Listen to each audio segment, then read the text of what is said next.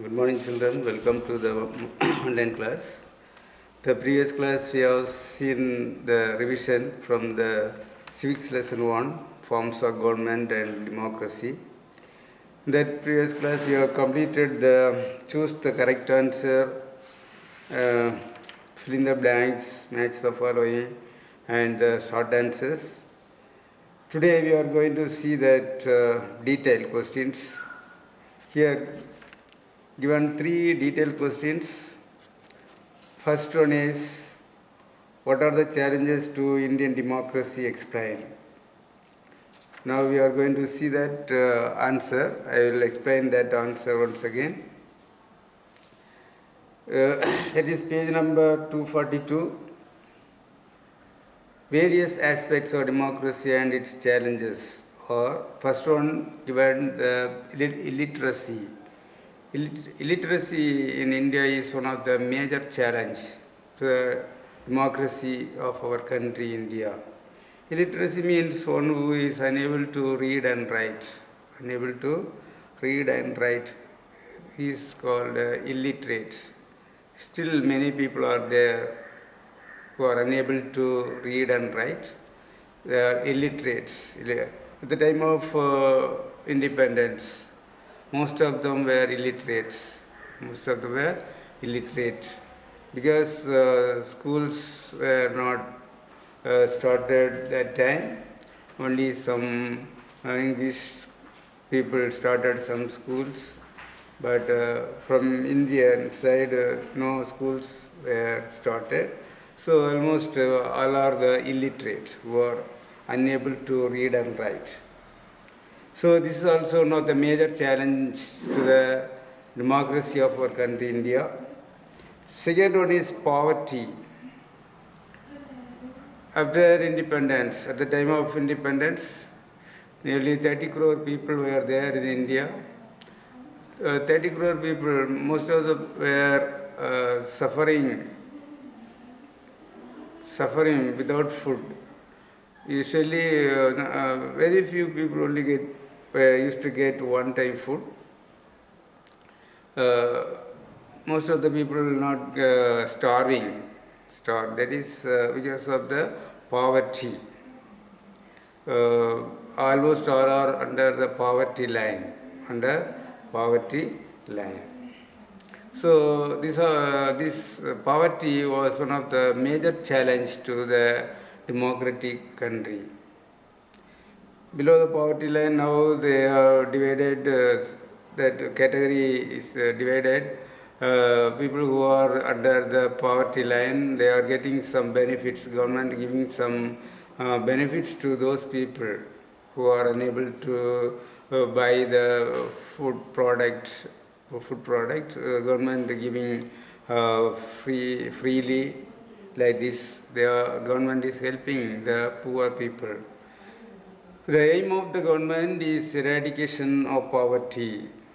Eradication is very important activity, one of the important activity of the government, because elimination of poverty is an important thing for the success of the democracy. So the government is helping the poor by providing the food items freely and other ways. Also the government is helping to the poor. So for the success of the democracy, the eradication of poverty is an important activity. So it is a challenge for the democracy of our country, India, so it must be eradicated. Gender discrimination. There was a gender discrimination.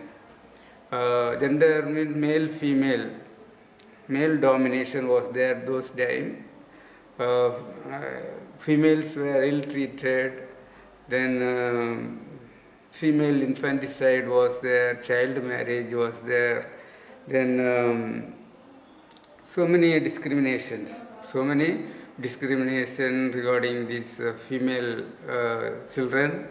So this was a major challenge for the Indian democracy. So the child marriage, female infanticide and all eradicated, but not fully, not completely eradicated. Some extent it is eradicated from the Indian society. Still, it has to be eradicated fully. Regionalism, that is between the states, between one state to other. The people are discriminated in the name of the religion, name of language, food habit and style. They are discriminated from one state to other state. There is problems existing in the democratic country, our country, India. That is regionalism among the states, between the states. There are so many disputes. Say, for example, Kaveri water dispute, distribution of Kaveri water between Karnataka and Tamil Nadu. There is a dispute because this one also developed as regionalism. Then fifth one, casteism. Many castes are there in India. So many subcaste, major caste and subcaste are there. The name of the color, they are separated. And communalism, community. One community with the other community, they are quarreling each other. Then religious fundamentalism, in the name of the religion they used to fight among them. There was no religious toleration. There is no religious toleration, but in our country, India, there are many religion. There is the constitution says India is a secular country. It is the preamble of the constitution. They mentioned India is a secular country, but still that religious fundamentalism existing in the Indian society, it must be eradicated from the Indian society for the success of the democracy. Corruption is there, especially the government offices. If you want to get any sort of job or any help from any government office, we have to give bribe to the officials. That is, even the politicians also getting the bribe from the public. That is, it is one of the major challenge in the Indian society. Corruption, corrupt people. Many people are doing the corruption. Many are corrupt people. This is also one of the major challenge to the democratic country of our country, India. Then criminalization of politics. The help of they are trying to capture of power, political power. They are doing some criminals to capture the power in politics, especially in politics. This happens in a democratic country. It is common. It happens. Every state, even at the center also, the criminalization of politics takes place. That means they are trying to capture the power always. For that, they are what sort of criminalization they want to do, they used to do. That is criminalization of politics. Then political violence.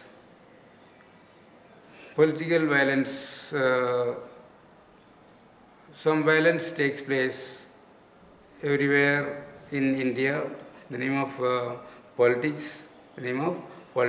So these are all the various aspects of democracy and challenges in our country, India.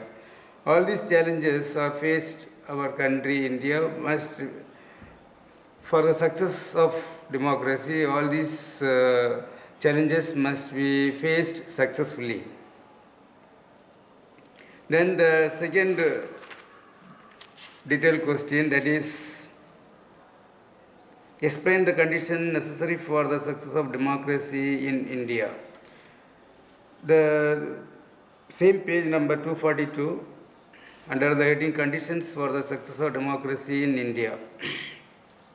Here also some of the points given First point, empowerment of the poor and illiterates to enjoy the goodness of democracy.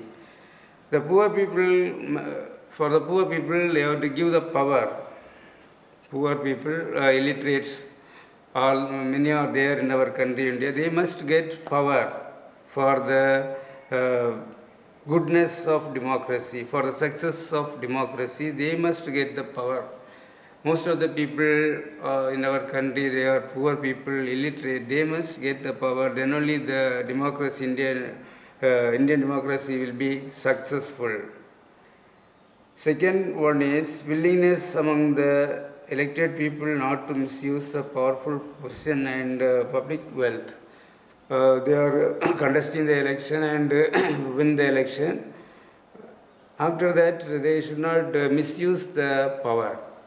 They have to use the power for the betterment of the people, for the betterment of the society and the country. They should not misuse the power. The position should not be misused. Then the third one is eradication of social evils and dangers from which democracy suffers. In what are the aspects the democracy suffer, especially the social evils. Many social evils still existing in the Indian society. It must be eradicated. All the social evils must be eradicated. It is a danger. The social evils are the danger of the democracy of our country, for the success of the democracy of our country. So it must be eradicated.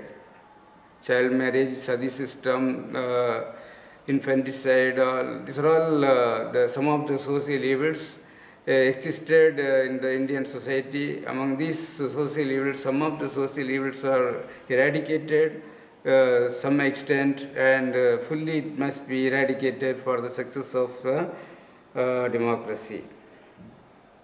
All impartial and efficient press to form public opinion. Impartial and efficient, the press should not be impartial. Partiality should not be there in the press.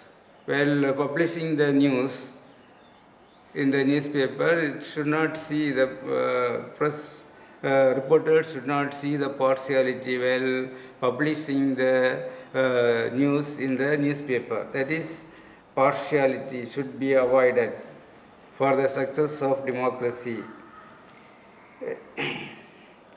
Impartial and efficient press to form public opinion. Then presence of strong public opinion. The public people must have a strong opinion about the government, the democratic form of government. Then if the government is successful, the elected government is doing the better for the people, better of the people, the democracy will be success. Democracy will be success. There is presence of strong public opinion. Feeling of tolerance and communal harmony among the people. Our country has a differences in all the aspects, from Kanyakumari to Kashmir. Many states are there, many different kinds of people, their food habit, dress styles, culture, all different. So much of diversity is found in our country, India. Among that diversity must develop the unity, harmony, feeling of tolerance. That is one of the conditions for the success of democracy. Awareness among the people of the fundamental rights. The fundamental rights are mentioned in the Constitution. 6 fundamental rights are mentioned. Sometimes the fundamental rights are denied to the people. The uneducated people, illiterates, are not knowing about the rights mentioned in the Constitution, so their rights are denied. So we must make awareness among the people for the success of democracy. Conscious check and vigilance on the working of the elected representatives. Elected people elect the representatives.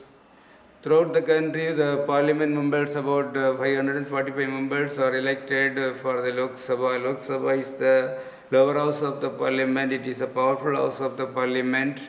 All the 545 members are elected members. Well, elected representatives. These are all elected representatives represented in the lower house of the parliament.